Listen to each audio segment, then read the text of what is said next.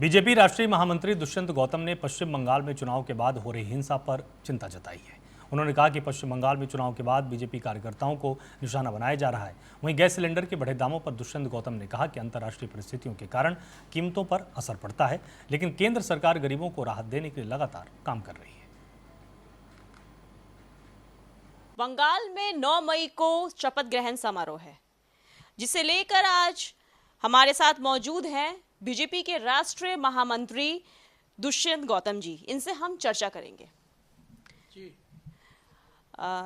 दुष्यंत गौतम जी, जैसे बंगाल में 9 मई को शपथ ग्रहण है, इस बीच में ये भी खबर आई कि टीएमसी में बहुत बड़ी बगावत चल रही है। देखिए, टीएमसी की 15 साल शासन किया है और शासन क्या किया है? लूट खसोट की है, भ्रष्टाचार किया है, बलात्कार किया है, व्यभिचार किया है और ऐसा लगता था गुंडों का राज है।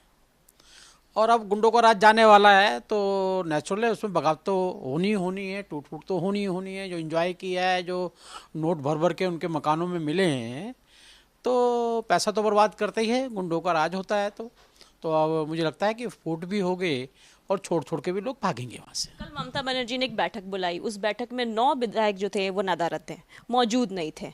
इसके पीछे क्या रीजन रहा? पूत के पैर पालने में दिख रहे हैं, क्योंकि वो लोग इनसे नाराज थे, पहले ही नाराज होंगे।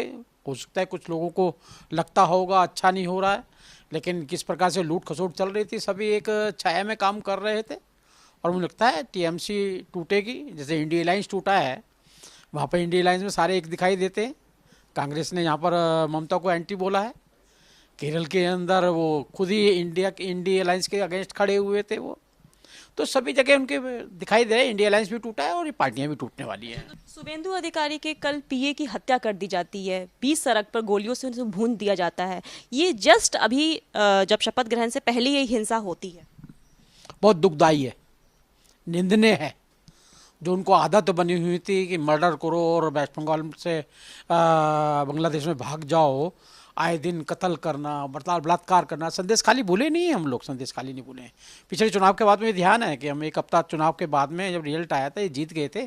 जीतने के बाद इन्होंने अत्याचार किया था, लोगों के फांसी पर लटका दिया, जेब के अंदर पर्चियाँ डाल दी और पर्चियों पर लिख दिया मैं सुसाइड कर रहा हूँ। जो कि पढ़ा लिखा नहीं होता था वो व्यक्ति, पैर जमीन पर लगे होते थे। संदेश खाली के अंदर बहन बेटियों को बुलाया जाता था, उनसे बलात्कार किया, 2 दिन रखा, 3 दिन रखा, फिर भेज दिया। ग्रुप के ग्रुप बाहर से आया करते थे, हजारों लोग मकान छोड़ के भाग गए थे। आज भी मकान में वापसी के लिए पैसे देने पड़ रहे थे उनको, मंदिरें बंद कर दिए गए थे। तो आज जिस प्रकार से वहाँ लोकतंत्र बहाल हुआ है और इनकी जो गुंडागर्दी खत्म हुई है, उससे मुझे लगता है कि वहाँ कहीं ना कहीं लोगों को आज राहत तो मिली है। और जाते जाते ये लोग जो कांड किया है इन्होंने, इसका खामियाजा इनको भुगतना पड़ेगा। हम प्रामाणिक तौर पे सरकार चलाते हैं, अनेक सरकार के द्वारा आपने देखा होगा क्राइम करने वाला हमारे यहाँ बचता नहीं है, बल्कि पट्टी डाल के गले के अंदर घूमता है, कृपा करके मुझे गिरफ्तार कर लो। यह हालत आने वाली है। आज बिहार में मंत्रिमंडल विस्तार हुआ है, नीतीश कुमार के बेटे को भी एक मंत्री पे उनको रखा गया है। लगातार उनकी मूवमेंट चल रही थी, लगातार मीटिंग में शामिल हो रहे थे। तो सर, इससे बिहार में और क्या परिवर्तन आ सकेगा? देखिए, बिहार अब विकास की ओर बढ़ रहा है। सामूहिक रूप से सभी अलायंस से हमारे हैं, सभी अलायंसों को यहाँ पर प्रतिनिधित्व दिया गया है और सभी अलायंस का एक ही मुख्य मुद्दा है कि हमने बिहार को विकसित भारत में विकसित बिहार की ओर आगे बढ़ाना है। इसलिए सब मिलके काम करेंगे, अच्छा काम करेंगे और उसकी गरिमा। नालंदा जैसे यूनिवर्सिटी वहाँ पर रही हैं, बिहार सबसे प्रोग्रेसिव स्टेट रहा है, वहाँ पर उसको किस प्रकार से लूट खसोट कर इन्होंने बर्बाद करने का काम किया। आज बिहार मुझे लगता है कि सामूहिक रूप से आगे बढ़ने का काम होगा।